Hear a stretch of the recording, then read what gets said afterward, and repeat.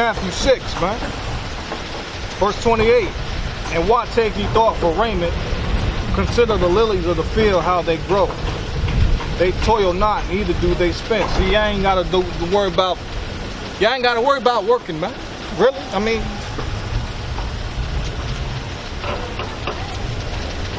that's for the wicked, man. Work, labor, hard work, labor. You're not supposed to be grievous of it. But that's really for the wicked, man. You think about it, when Adam sinned, right? What was the curse the Most High put on Adam? He said, by the sweat of your brow, you're going to live. You're going to toil and sow the earth and reap the earth. By the sweat of your brow, man. That's a curse, man. You ain't supposed to be doing that, man.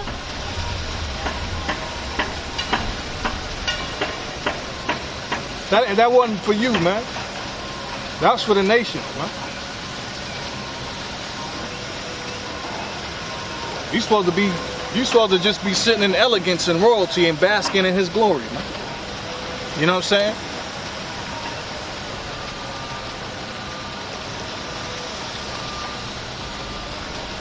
Let's go to Ecclesiastes real quick.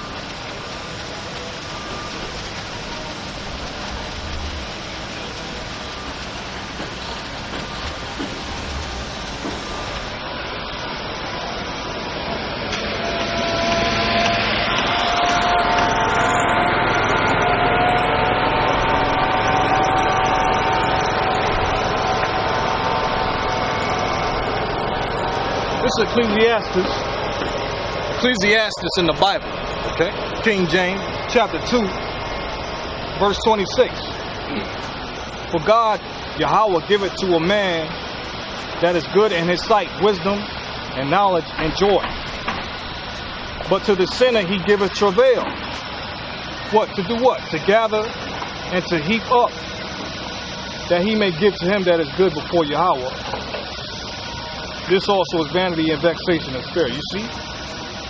To the sinner, man, he giveth travail, that he may gather and heap up. What's that? All that gathering and heaping up for, man? That's working. That's labor, man. That's sweat of your brow. That's what the Most High gave to the sinner, man. And when Adam sinned, that's why he had to gather and heap up. That's why he had to go through that travail, man. Because he sinned, man. But see, once you return back to the Most High, okay, you start repenting. You know what I'm saying? Most High gonna take off that and remove them curses off of you, man. You know what I'm saying? That's for the nations, man. That's Esau. That's what he's supposed to be doing. You know what I'm saying? Look at all this damn travail these guys is doing here. Look at this. Look at this travail. Building shit. You know what I'm saying? All that travail.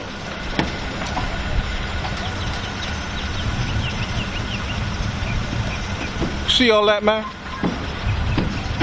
All that labor.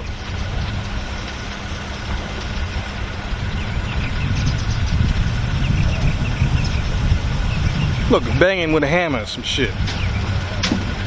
Working construction. Travailing. Earning his living by the sweat of his brow. That ain't for you. You know what I'm saying?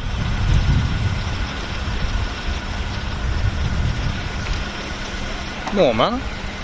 Travailing. All that gathering and heaping up.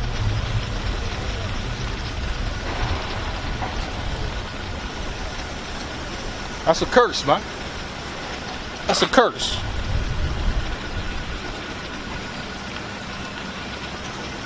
That's what he gave to the sinner.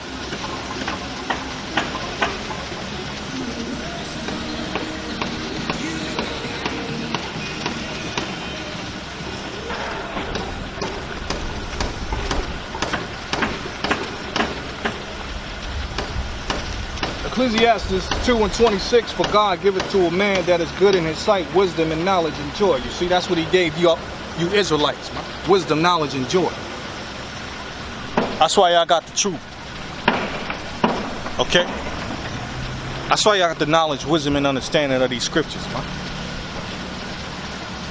Okay? That's why y'all got it, man.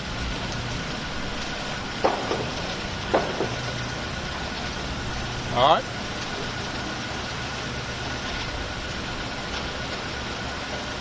But to the sinner he giveth travail to gather and to heap up.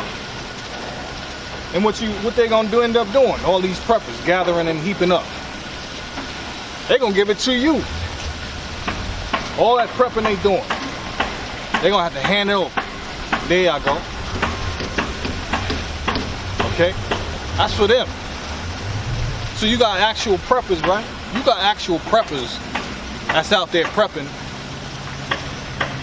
They think it's gonna go right all to them. It's gonna go to them to feed their belly during a time of famine. But no, hell no. It ain't gonna go down like that. They gathering up for the elect. Brothers that ain't able to do that, they doing it for you. You know what I'm saying? That's what's going down, man.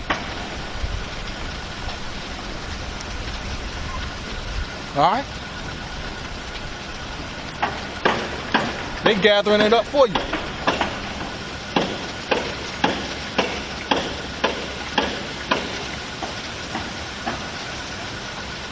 Alright, back to Matthew chapter 6.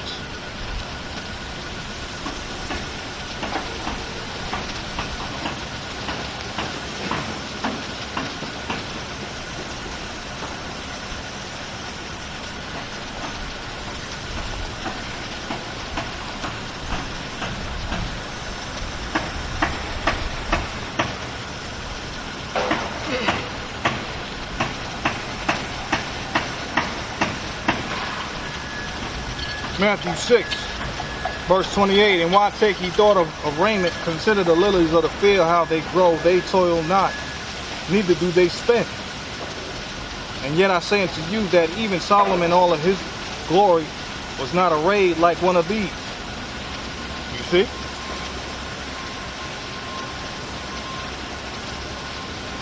Some of y'all say the Lord is Solomon. Okay?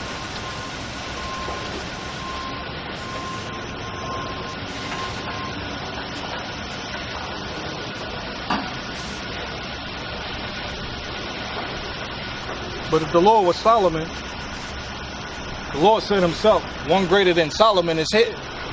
And he was talking about himself. So how could he be Solomon and be greater than Solomon at the same time? You know what I'm saying? The actual reality is he had the spirit of Solomon on him. You know what I'm saying? You can't be Solomon, right? You cannot come back and be Solomon and say one greater than Solomon is here and be talking about yourself, okay, and be Solomon at the same time. Okay? What's showing you the Lord was different than Solomon. He was not the same person as Solomon. He had the spirit of Solomon on him, most definitely. But even if he had the spirit of Solomon, he had even greater spirit than that. Because he was the son of the only begotten of the Father, man. The Son of the Most High.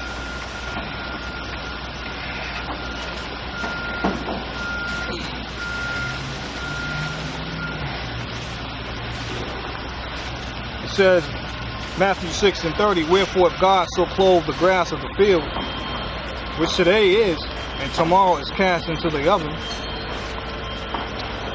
shall he not much more clothe you, O ye of little faith? Therefore take no thought, saying, what shall we eat, or what shall we drink, or wherewithal shall we be clothed? For after all these things do the Gentiles seek. You see?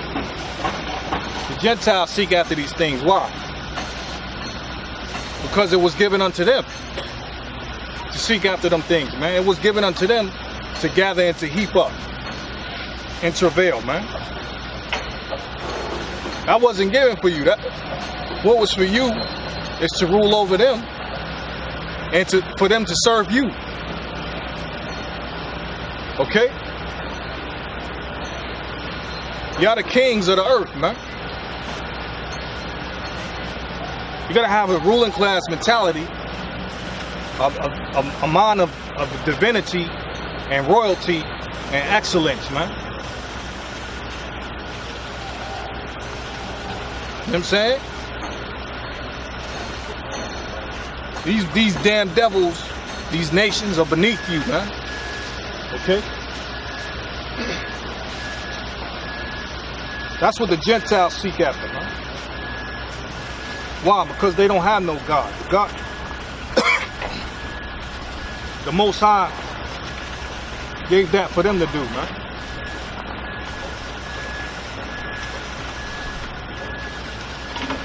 For after all these things do the Gentiles seek, for your heavenly Father knoweth that ye have need of all these things. But see, this is the thing right here. But seek ye first the kingdom of Yahweh and his righteousness, and all these things shall be added unto you. Take therefore no thought for the morrow shall take thought for the things of itself. Sufficient unto the day is the evil thereof.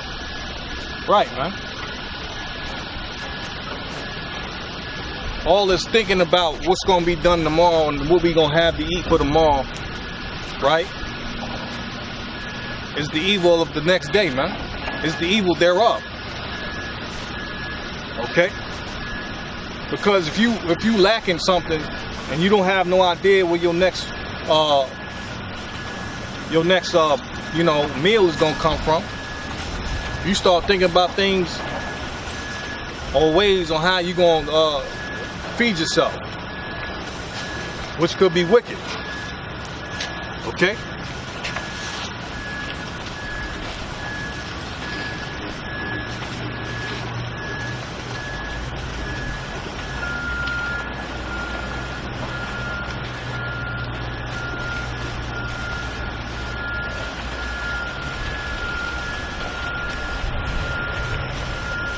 Go to Proverbs 11.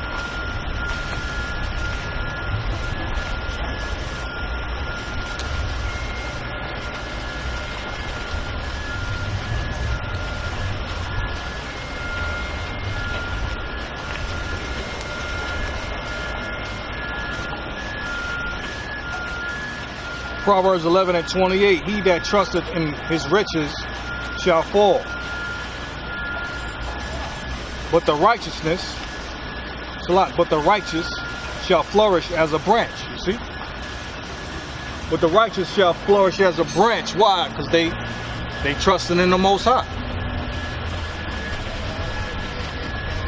See, the righteous, they didn't store and laid up works. They didn't store and laid up faith and works into the Most High, man. They labored for this thing. You understand?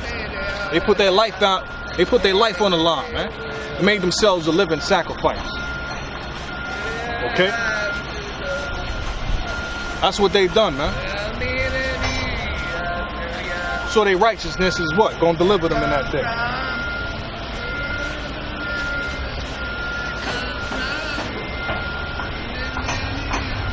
Okay? He that trusteth in his riches shall fall, but the righteousness shall flourish as a branch. But the righteous shall flourish as a branch. Okay? Gonna flourish as a branch, man. Because they rooted and grounded in the Lord. Okay? Proverbs 21.